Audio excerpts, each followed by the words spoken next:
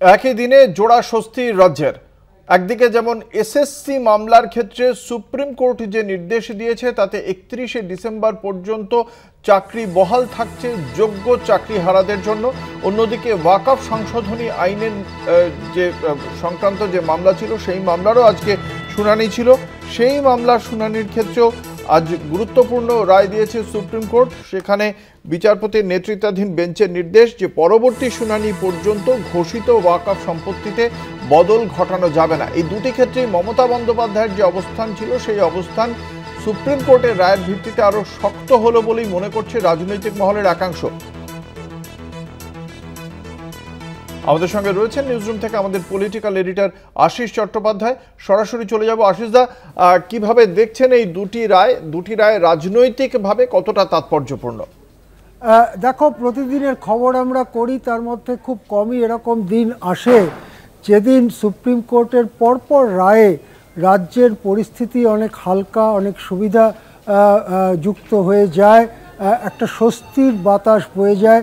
সেই রকম একটা দিন আজকে বৃহস্পতিবার। আজকে সুপ্রিম কোর্টে অল্প সময়ের মধ্যে পরপর যে দুটি নির্দেশ বা রায় ঘোষিত হয়েছে তাতে কিন্তু পশ্চিমবঙ্গের যে পরিস্থিতি সে পরিস্থিতি অনেক স্বস্তিযুক্ত হয়ে দাঁড়ালো, এটাই স্পষ্ট করে বলা যায়।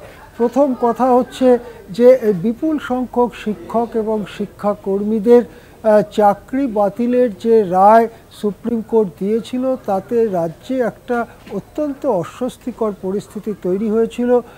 মুখ্যমন্ত্রী বারবার বলছিলেন যে নিশ্চয়ই আমি একটা কিছু রাস্তা বার করতে পারবো।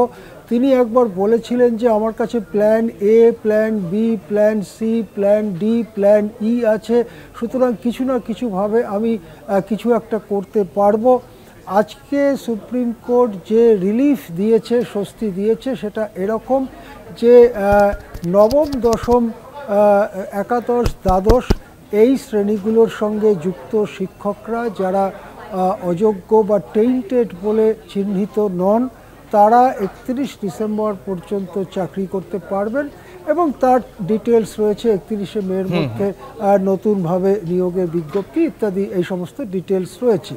এখন মমতা বন্দ্যোপাধ্যায় তারপরে আমরা শুনেছি একটি সাংবাদিক সম্মেলনে এসেছিলেন, তিনিও তার প্রতিক্রিয়া জানিয়েছেন এবং তিনিও যে খানিকটা স্বস্তিতে সেটা তিনি বলেছেন এবং বেতন ইত্যাদির ব্যাপারেও তিনি মন্তব্য করেছেন। সুতরাং বলা যেতে পারে যে একটা বড় সংকট আপাতত একটা পা রাখার জায়গা হলো। এর পরে পরে কীভাবে বিজ্ঞপ্তি হয় বা কী হয় সেগুলোর দিকে নিশ্চয়ই আমাদের নজর থাকবে।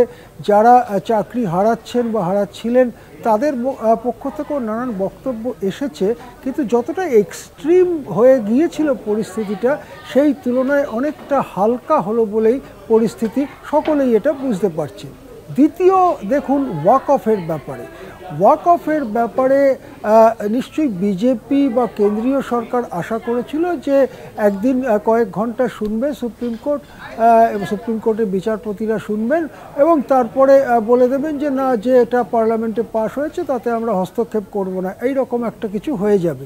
কিন্তু তা হলো না, বরং কিছুটা অন্তর্বর্তীকালীন নির্দেশ সুপ্রিম কোর্ট দিল মামলা চলাকালীন যে সম্পত্তি ওয়াকফ হিসেবে চিহ্নিত হয়েছে সেই সম্পত্তিকে ডিনোটিফাই করা যাবে না বা অন্যভাবে বিজ্ঞপ্তি দিয়ে সেই সম্পত্তি এখন যেমন আছে তার থেকে তার চরিত্র বদলানো যাবে না। ঠিক তেমনি ওয়াকফ কাউন্সিল, ওয়াকফ বোর্ডে নতুন লোক ঢোকানোর ব্যাপারেও একটা অন্তর্বর্তীকালীন নিষেধাজ্ঞা চলে এলো।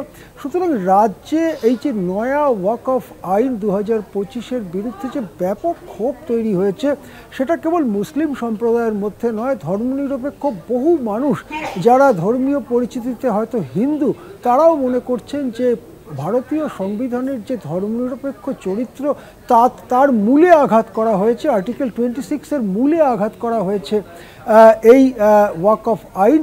তারাও কিন্তু একটা স্বস্তি পেলেন যে তাহলে সুপ্রিম কোর্ট কিছু বেশি বিচার টিচার না করে কেন্দ্রীয় সরকারের পক্ষে রায় দিল না, বরং একটা পা রাখার জায়গা হলো, একটা যেন আশার আলো দেখতে পাওয়া যাচ্ছে যে যতটুকু অবিচার হয়েছে সেই অবিচারটাকে যেন একটু সরিয়ে নেওয়ার মনোভাব সুপ্রিম কোর্টের বিচারপতিদের মধ্যে দেখা গেল। আরেকটা এখানে গুরুত্বপূর্ণ ব্যাপার লক্ষ্য করুন যে পরবর্তী শুনানির দিন ঠিক হয়েছে 5 মে। কোনো কারণে যদি সেই শুনানি পিছিয়ে না যায় তাহলে এই প্রধান বিচারপতি তখনও কিন্তু প্রধান বিচারপতি থাকবেন। এটা আমাদের মনে রাখতে হবে যে 13 মে তিনি অবসর নিচ্ছেন, তার 7 দিন আগেই এই শুনানি। সুতরাং এই যে বেঞ্চ প্রধান বিচারপতির নেতৃত্বে রয়েছে সুপ্রিম কোর্টে, তারাই এ সম্পর্কিত শুনানি করবেন সেদিনও। তার আগে অবশ্য কেন্দ্রের হলফনামা, যারা পিটিশন করেছেন তাদের হলফনামা ইত্যাদি জমা পড়বে।